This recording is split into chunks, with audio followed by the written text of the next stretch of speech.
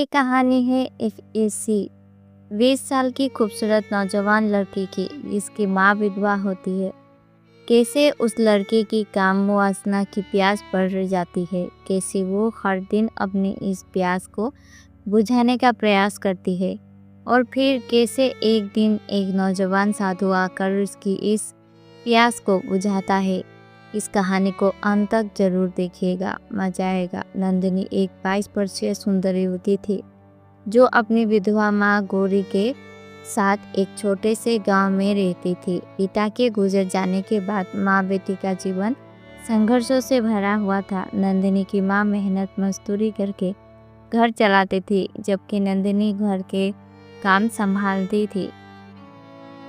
नंदिनी जब जवान हो चुकी थी उसकी रूप रंग अद्भुत थी। गहरी काली आंखें, लहराते बाल और कोमल त्वचा उसने भीतर एक अनजानी आग जल रही थी जिसे वो खुद भी समझ नहीं पा रही थी। एक दिन गांव में एक युवा साधु महेश्वर का आगमन हुआ।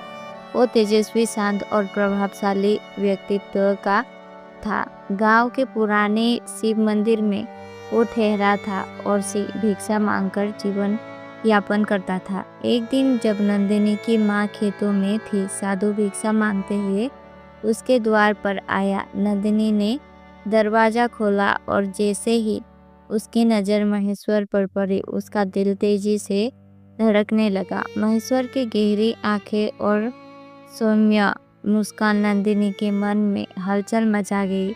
उसने कांपते हाथों से भिक्षा दी लेकिन उसकी नजरें बार बार सा पर टिक जाती। साधु ने बिना किसी मोह के भिक्षा ली और चला गया, लेकिन नंदिनी का मन वही अटक गया था। उस रात नंदिनी ने पहली बार किसी पुरुष के बारे में इतना सोचा। उसका दिल बेचैन था और उसका शरीर अजीब सी हलचल महसूस कर रहा था। उसके अंदर एक अलग ही प्रेम की ज्वाला भग रही थी। अगले दिन नंदिनी ने बहाना बनाया कि वो बीमार है और खेतों पर नहीं जा सकती। माँ चली गई और नंदिनी मंदिर पहुंच गई। वहाँ उसने स्वर्ग को पूजा करते हुए देखा। वो बस दूर खड़ी उसे देखते रही। धीरे धीरे वो हर दिन मंदिर जाने लगी। कभी वो फूल चढ़ाने के बहाने जाती तो कभी जल चढ़ाने। साधु से उसकी मुलाकात तो बढ़ने लगी। महेश्वर भी महसूस करने लगा कि ये लड़की उसे बार बार देखने आती है, लेकिन उसने ध्यान नहीं दिया। रातों में नंदिनी के सपनों में महेश्वर आने लगा।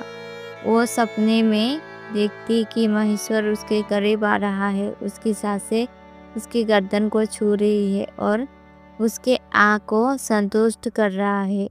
उसकी कल्पनाएं उसे और बेचैन कर रही थी। एक दिन वो मंदिर में अकेली थी। महेश्वर पूजा समाप्त कर रहा था।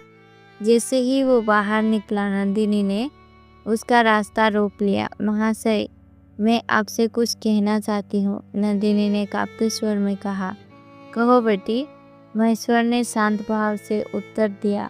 मैं आपको चाहने लगी हूँ। मेरा मन, मेरा तन, सब कुछ आपके लिए तड़पता है। महेश्वर कुछ क्षण चुप रहा, फिर उसने गहरी सांस ली और कहा, नंदिनी, ये केवल मोह ही नहीं, ये मोह नहीं, प्रेम है। मैं आपकी बाहों में सुकून पाना चाहती हूँ।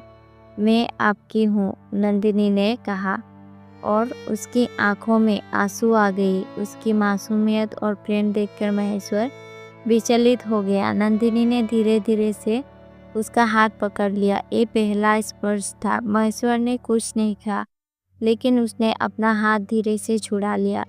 तुम्हारा मन भटक रहा है नंदिनी, प्रेम त्याग में है, बंधन में नहीं, कहकर वो मंदिर के अंदर चला गया। नंदिनी रात भर रोती रही। अगले दिन जब वो फिर से मंदिर पहुंची तो वहाँ महेश्वर के गुरु दर्पो मूर्ति स्वामी जी पहले से मौजूद थे। गुरुजी से पता था, बेटी, तुम्हारी आयु को दोष नहीं दिया जा सकता, लेकिन तुम्हारा मार्ग गलत है। मोह में बंधना सुख नहीं, दुख लाएगा। तुम्हारा विवाह ही इस समस्या का हल है। गुरुजी की बातों ने नीम की माँ गौरी की आंख खोल दी। कुछ ही दिनों में नंदिनी का विवाह एक अच्छे युवक से करवा दिया गया। महेश्वर और उसके गुरु ने गांव छोड़ दिया और अपनी साधना के लिए आगे बढ़ गए। नंदिनी जब अब अपने नए जीवन में खुश थी। ये कहानी हमें ये सिखाती है कि मोह और प्रेम में बहुत अंतर है। सच्चा प्रेम वही है जो आत्मा को शांति और उन्नति की ओर ले जाए। इच्छाओं को नियंत्रित रखना ही असली तपस्या है। सच्चा प्रेम आत्मा को मुक्त करता है, बंधन में नहीं डालता। अब समय हो गया है आपसे इजाज़त लेने का। आशा करता हूँ कि आपसे अगले वीडियो में ज़रूर मुलाकात होगी। जय श्री कृष्ण। राधे राधे।